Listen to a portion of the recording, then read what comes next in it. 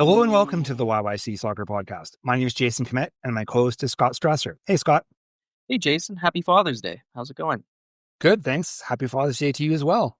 Thank Did you. you have a good day? I did, yeah. This was my second official Father's Day, and it was a great day. We went out to Princess Island Park in the morning, had a bit of a picnic. My son got super dirty. It's like he found the only puddle in 500-meter radius and decided to splash around. But no, it was good. We went to my in-laws for dinner and just got home about an hour ago. How about you? Well, it's all right. I actually wanted to show you something here. We don't release the video of the podcast, but we can see each other while we're recording. So anyway, I didn't mention this to you, but I did get a soccer related gift for Father's Day today. So, Oh, I like that. I've been wanting to get one of those. Nice. So yeah, it's I got a Calgary Wild scarf. So I was pretty happy about that. So nice part of my Father's Day gift. So anyway, so it's a good day overall. So if you are a new listener to our podcast, Scott, what is the YYC Soccer Podcast all about? So we talk about soccer in Calgary at the amateur, collegiate, and professional levels. We discuss the teams and players from Calgary's soccer community, from the grassroots and amateur leagues up to the university and professional levels. This episode is our weekend recap episode. We're going to go over some of the action regarding Calgary-based teams. We're going to talk about the Calgary Wild. They played AFC Toronto here in Calgary. Cavalry played the Wanderers in Halifax. And we'll also talk about League One Alberta. There were some matches on Friday, and there'll be some matches coming up on Tuesday. Excited to dive into it. All right, let's go. Let's talk about Calgary Wild.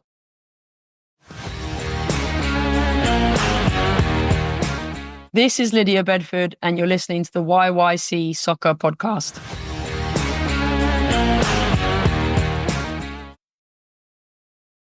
Coming into this game, the Calgary Wild had been unbeaten at McMahon Stadium. Unfortunately, that run came to an end on Saturday. They couldn't get it done against AFC Toronto, falling 2-1, which is the same scoreline when they played AFC Toronto in Toronto back in early May. It was kind of a bit of a frustrating game for the Wild. They were forced to make a substitution really early. I don't even know what minute was that. Probably 5-6 minutes into the match, and Tilly James got hurt and wasn't able to continue. And then all of a sudden there was a bit of a scramble to sort of cobble together a back line after that. Yeah, I mean, even coming into this match, the starting 11, like Tilly James hasn't started very many games. That position has been Mika Rolfsema's, but she was still injured. So it was Tilly James and Michaela Moore as center back. James's injury resulted in her coming off for Christy Gray, who slotted in at left back, and then Allie Green, who had been playing at left back, she played center back. So I think we had two players playing slightly out of position, and it was really not going well. AFC Toronto was employing a pretty high press. The Wild were really struggling to clear their lines. They were trying to pass out the back, but it was not working, and they kept turning the ball over. And it just looked like AFC Toronto was gonna take advantage of that. So a really, really rough start, a rough opening 30 minutes for the Wild. And yeah, Toronto capitalized on two occasions. Yeah, they just kept going and going and going down that right side, and they had success really pretty quickly afterwards. I think it was 18th minute, Michaela Small scored. She scored again in the 26th minute. Yeah, the first goal was she danced around Christy Gray and Allie Green before nutmegging Jackie Burns, who was playing her first game in net for the Wild. Really good individual goal, but I think you do have to mention that the defending was not there on that one. And then, 8 minutes later, she had another goal. This was quite a nice shot, this time with her left foot curling it back post. But once again, it was there were some defensive lapses from Calgary in the lead up. There was a lot of switching and adjusting. Not long after the second goal, Christy Gray and Grace Storty switched sides because, Grace Storty was playing right back and she was just basically an observer while Christy Gray was not doing well in the one-on-one battles there on that side, the left side, Calgary, and the right side, I guess, for Toronto. In the post-match press conference, Lydia Bedford basically acknowledged that she made a mistake when she made the substitution there. Let's just run that audio right now.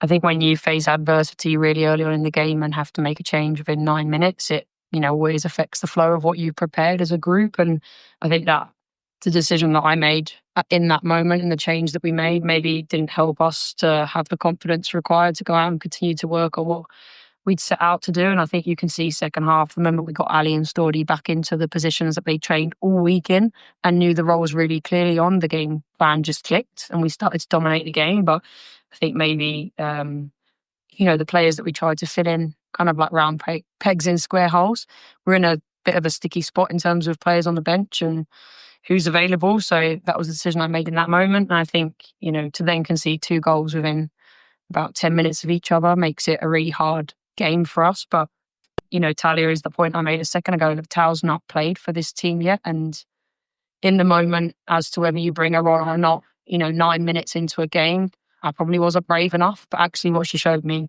in the second half was that with trust, players step up. And I thought she did that fantastically. And that just puts us in a much better position because I think now every player in our squad has worn a Calgary shirt and, helped the team. And Talia definitely did that second half. So really proud of all 3 of them, whether it was a start or a debut. So Scott, what do you think of those comments? I thought she was very honest in sort of her assessment of what she did in the first half. Yeah, I was kind of glad that that she kind of owned up to it because it really was a disjointed back four for a big chunk of the first half.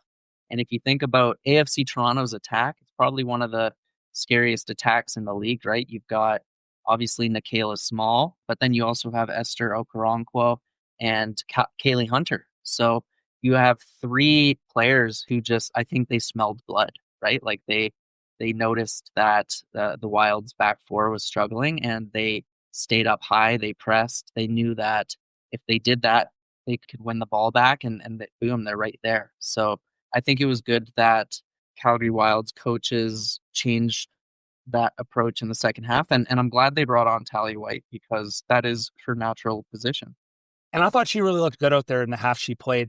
I really noticed that she was really trying to get involved. Like you could tell that she was really eager and hungry to be out there. And I thought she played well. And I think everybody kind of going back to the other positions that they were familiar with, that helped. And yeah, they put in a much better second half. And they technically won the second half, if you want to make that argument, because Danielle Steer did score her first goal of the season in the 53rd minute.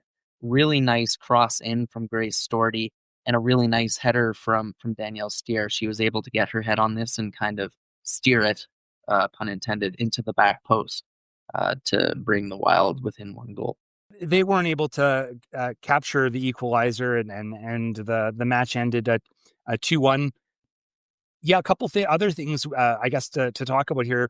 Let's talk about Jackie Burns for a minute. Any thoughts about her appearance in the match?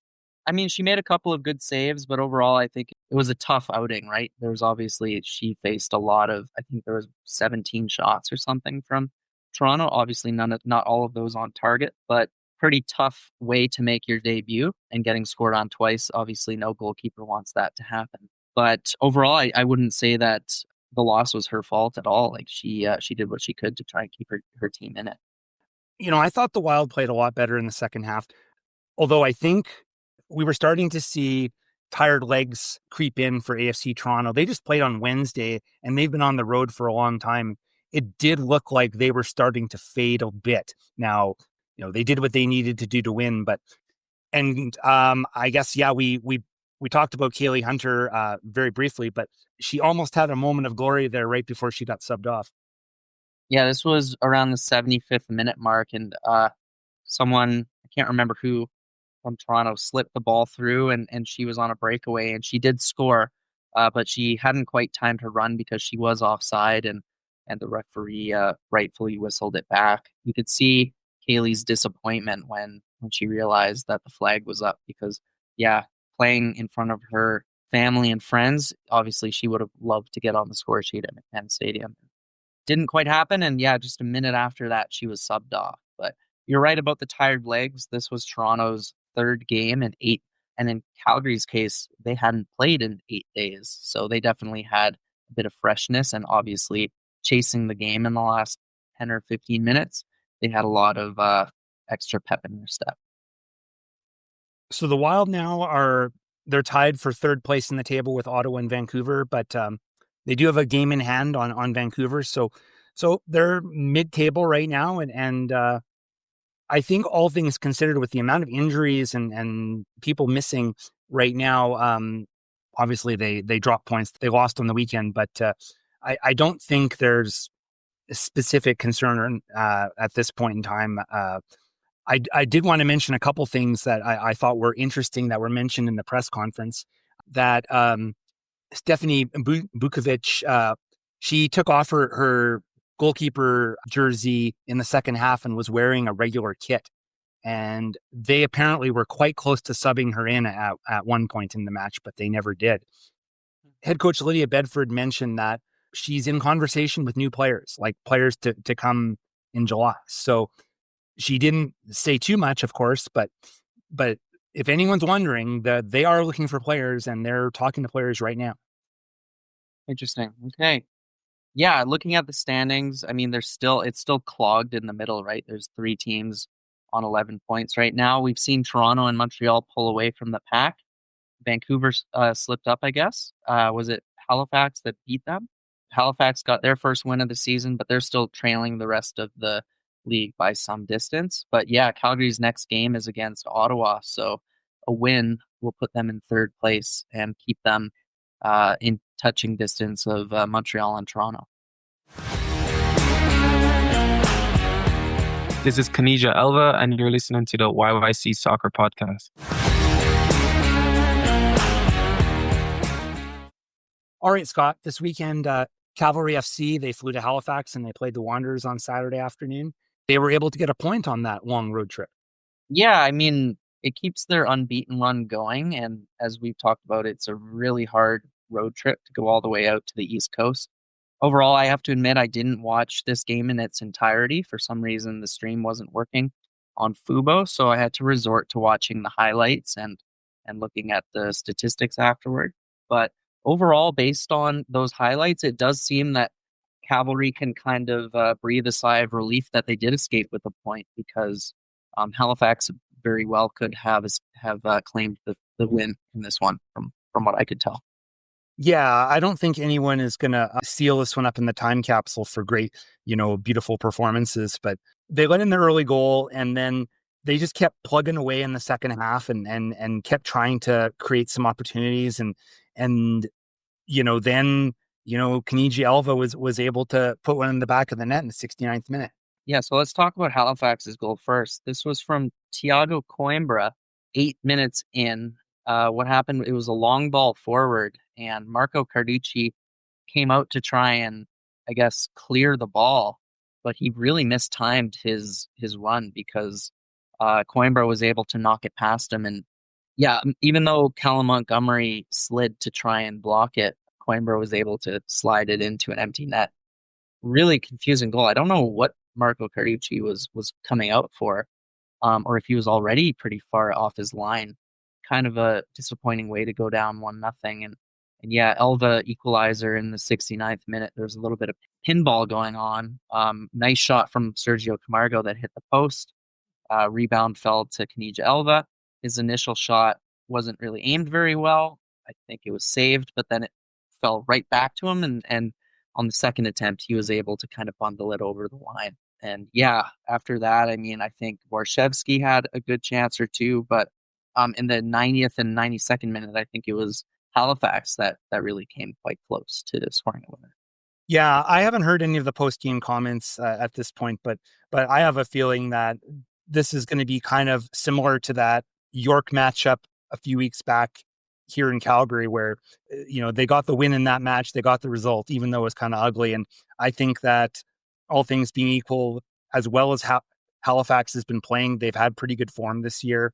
And their first match when Cavalry went there and won 3-0, I think that was almost an anomalous thing. But to get the 1 point on that trip, I don't think there'll be a lot of terrible disappointment on Cavalry's part. Do you, Scott? No, I think if you think about it, they won't be going back to Halifax this season, and they got 4 points out of a possible 6 from those 2 road trips. So not bad at all. Yeah, I also haven't heard any post-game comments, but kind of a forgettable match in the long run, but one they're probably glad that they did claim a point from. Let's talk about the table in the CPL here after this weekend. Ottawa has a little bit of distance between them and second place. Yeah, they beat Valor 3-0 today, so they're now after 11 games, they've got 24 points. Forge, who also earned a win this weekend over Vancouver FC, they're second place at the moment with 20 points, albeit with a game in hand over Ottawa. And then Cavalry, as a result of only getting a point this weekend, they're now in third place, 2 points back of Forge, tied on points with Wanderers, but with a game in hand.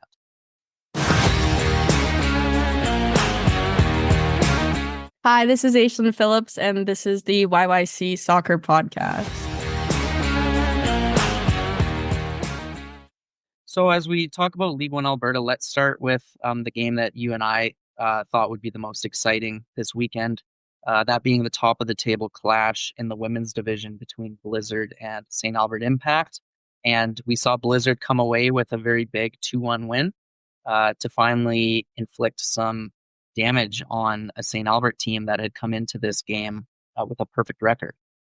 Yeah, big win. Goals by former podcast guests Aislinn Phillips and also Kaylee Major. So, big win for them. And then on the men's side, I don't know what happened. I tried to find out a bit more, but that match was postponed. Yeah, I'm not sure what happened either, if it was weather related or something else, but no game between, at least none that we know of, between St. Albert and Blizzard men's. And in terms of some of the other matches taking place on Friday, back home in Calgary, we saw Villains host Edmonton Scottish at the Soccer Centre. On the men's side, no surprise here, Scottish won that one 5-0. Villains are still winless after, I think, 7 or 8 games now. And then on the women's side, much closer result. Villains came away with a 1-0 victory over Scottish with a goal from Cheyenne Lehman. Over at Broadview, Cowleys played BTB, and BTB had a pretty good night. They swept Cowleys on both the men's and women's sides. Yeah, on the men's side, they won 4-0. And then on the women's side, it was a 1-0 win for BTB. We have the table here at this point in time, and it's a little bit skewed based on the fact that that Blizzard St. Albert men's match never happened yet. But BTB is pretty solidly at the top of the table with 17 points at the moment. Yep, 17 points from 8 games. And then Blizzard are in second with 11 points. However, they've only played 5 games, so lots of opportunity for them to catch up to BTB. Rangers kind of round out the top 3, that team that's very stacked full of Mount Royal University players. After 8 games, they have garnered 13 points.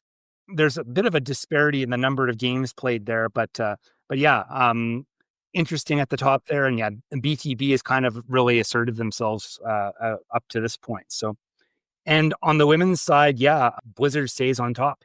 Yeah, Blizzard, 16 points from their 7 games, 1 point ahead of Foothills, who are in second at the moment. St. Albert dropped down to third place as a result of their first loss of the season. 12 points from 5 games for them. So if they win their next 2, they will be back in top spot. Other teams kind of rounding out the division. Villains are in 4th with 10 points from 8 games. BTB are in 5th with 9 points from 6 games. And Callies are in 6th with a point a game, 7 points from 7 games. And then at the bottom of the table, Rangers, 6 points from 8 games, and Scottish at the bottom with 4 points from 6 games. All right, on Tuesday evening, a couple of matches being held in Calgary. Foothills will play Callies at Broadview, and Villains will play Cavs U21 at the West Dome. Yeah, curious to see how Cavalry does against Villains. They obviously didn't play this past weekend, right? So they might come into this really fresh, and they may have some of those players who have been spending time with the first team available. I think the way that the schedule falls in, they could really potentially bring in a lot of those players that have been spending time with the big club. I could easily imagine like Joe Holiday or Dan Clark, starting in goal, and then seeing a bunch of those other players that we've seen, that have been either making cameo appearances or being on the bench. They'll likely be at this match. Hi, this is Ben Peppel, and you're listening to the YYC Soccer Podcast. So we usually only recap the weekend's action on our Sunday night episodes, but I did want to talk about a former Cavalry player who played a pretty big game in terms of his career today, although the scoreline is not one that he'll probably want to bring up. But anyway, former Cavalry striker Myer Bevan, who's now playing with Auckland City, they're competing in the Club World Cup, and they took on Bayern Munich today.